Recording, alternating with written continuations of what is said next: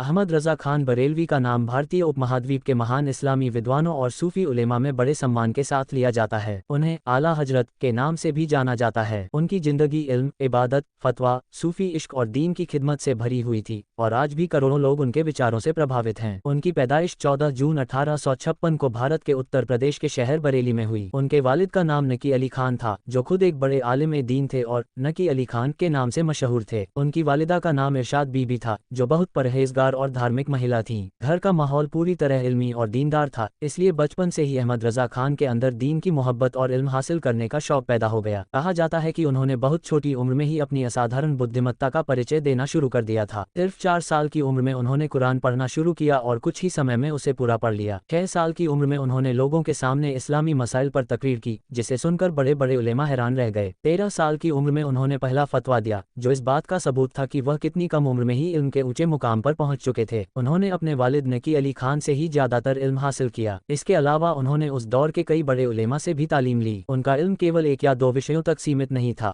बल्कि उन्होंने फिक़ह, हदीस, तफसीर, अरबी, फारसी, उर्दू, तर्कशास्त्र, गणित और यहाँ तक कि खगोलशास्त्र जैसे विषयों में भी महारत हासिल की। कहा जाता है कि उन्हें 50 से ज्यादा इल्मों में गहरी जानकारी थी। उनकी जिंदगी का एक बड़ा हिस्सा फतवा लिखने और दीन की रहनुमाई करने में गुजरा। उन्होंने हजारों की संख्या में फतवे दिए, जो बाद में फतावा रिजविया के नाम से संकलित किए गए। यह एक विशाल इस्लामी कानूनी ग्रंथ है, जिसे आज भी दुनिया भर के उलेमा इस्तेमाल करते हैं। उनके फतवे केवल धार्मिक मसलों तक सीमित नहीं थे, बल्कि उन्होंने सामाजिक, आर्थिक और वैज्ञानिक विषयों पर भी मार्गदर्शन दिया। उन्होंने कई किताबें भी लिखी, जिनमें सबसे मशहूर कंजुल ईमान है, जो कुरान का उर्दू अनुवाद और तफसीर है। इस किताब की खासियत यह है कि इसमें भाषा बहुत ही अदब और एहतराम के साथ इस्तेमाल की गई है, खासकर पैगंबर मोहम्मद के जिक्र में। इसके अलावा उन्होंने नातिया शायरी भी की, जिसमें उनका मशहूर कलाम हदा-ए-बख्शिश शामिल है। उनका सूफी संबंध भी बहुत गहरा था।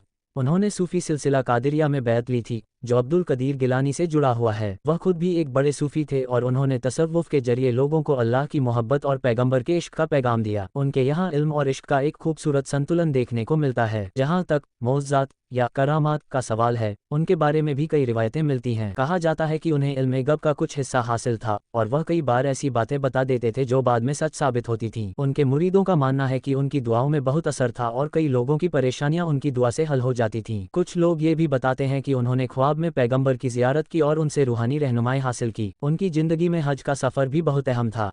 वह 2 बार हज के लिए गए और मक्का मदीना में उन्होंने कई बड़े उलेमा से मुलाकात की। वहाँ के उलेमा ने भी उनके इल्म को सराहा और उन्हें बड़े सम्मान से नवाजा। कहा जाता है कि वहाँ उन्हें मुजद्दिद के रूप में भी देखा गया। उनकी जिंदगी का एक अहम पहलू ये भी था कि उन्होंने इस्लाम की पारंपरिक मान्यताओं की रक्षा के लिए कई आंदोलनों का नेतृत्व किया। उन्होंने उन विचारों का विरोध किया जो उनके अनुसार इस्लाम की मूल शिक्षाओं के खिलाफ थे। इस वजह से उनके कुछ विरोधी भी बने, लेकिन उन्होंने हमेशा अपने सिद्धांतों पर कायम रहते हुए दीन की खिदमत जारी रखी। उनकी शख्सियत बहुत सादा और परहेजगार थी।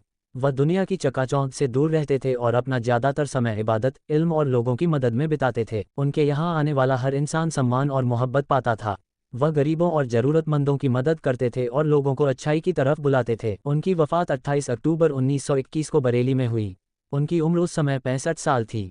उनकी मजार बरेली में है, जहां आज भी लाखों लोग ज़ियारत के लिए आते हैं। उनकी वफ़ात के बाद भी उनका इल्म, उनकी किताबें और उनके विचार जिंदा हैं और दुनिया भर में फैल रहे हैं।